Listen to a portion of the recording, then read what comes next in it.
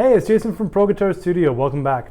Today we're going to take a look at shell voicings. Now, shell voicings are a lot of fun, and you can hear them in songs such as Weird Fishes by Radiohead and a whole bunch of others. But essentially what we're doing here, we're playing a 7th chord with only the root, 3rd, and 7th note of the chord. Now, if you don't know how chords are constructed or anything, but you like the sound of what I just played, then just dive in and we'll go through this.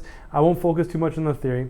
But when we look at these chords, the first chord I played was a G major 7, and I played a G note to start, so 10th fret string number 5. Then I played a B note, which is 9th fret string number 4. And then F sharp, which is the 11th fret string number 3. Now, just to break it down really quickly, what I'm doing there, I'm playing the root, the 3rd, and the 7th of a major 7th chord. Okay, so a G major 7 in this case. Now, the reason why we're skipping the 5th, or we're leaving the 5th out, is because most chords have a perfect 5th. And our ears sort of hear that as an implied note. So when you hear this note here sounds pretty normal, right? If I play this and I play this, it can sound normal too, but our ears hear that more naturally than the flat 5th, okay? So in one instance, in the major scale, on chord number 7, we have a diminished chord. So it has a root, flat 3rd, and a flat 5th. So if we do a minor 7 flat 5 chord, it would have a root, flat 3rd, flat 5th, and flat 7. So in that case there, that 5th is altered. And on that chord, you want to play the 5th, or you can play the 5th to try to accent that note or to point out that note. But for most other chords, all the 6 other chords in the major scale, we have a perfect 5th, and most of the time we can just leave it out if we need to. So in this case here, we're using the root, 3rd, and 7th, and we get this really nice soft sounding chord. And so picking pattern wise, when we play that G major 7 chord, I'm playing string 5, 4, 3, 5, 4, 3, 5, 4. And I'm just going to repeat that.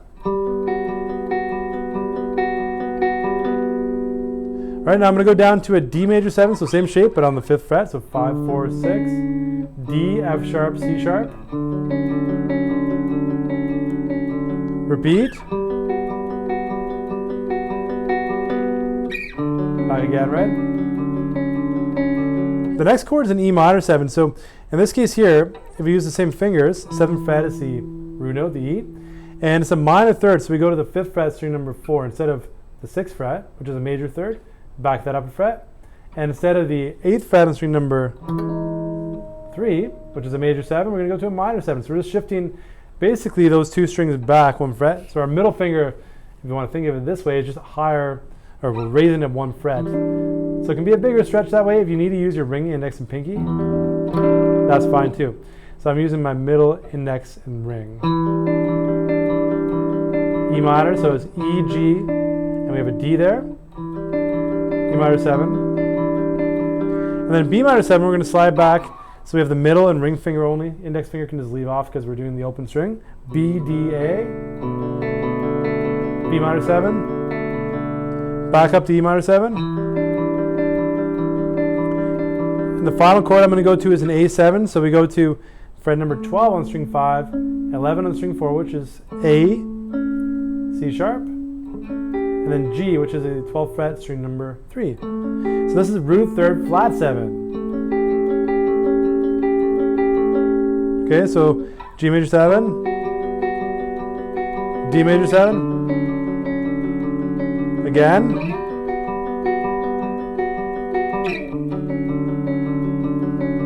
E minor 7, B minor 7, E minor 7, A7. All right, so once you get going, it's a lot of fun. You can do endless things with these kind of chords. You can play through all the chords in a particular key in that way. So like going through.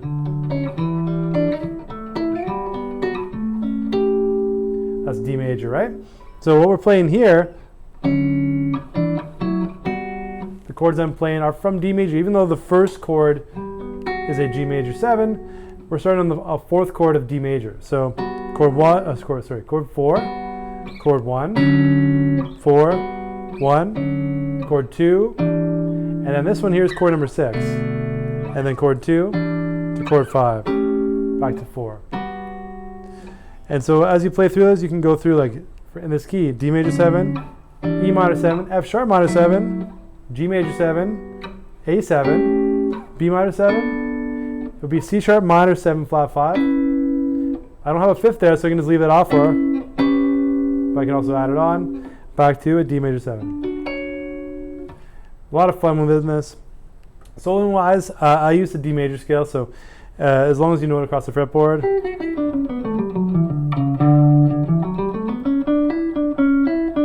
That works. Also, many other options you could potentially use. You could use arpeggios, but the D major scale works really nicely. So have fun with this. If you enjoyed this lesson and you found it useful, give me a thumbs up. Subscribe for more videos like this each week. I know this week is a really quick one, just doing some arpeggios on a nice 3-note chord. But yeah, a lot of fun with these shell voicings, and I hope to see you soon.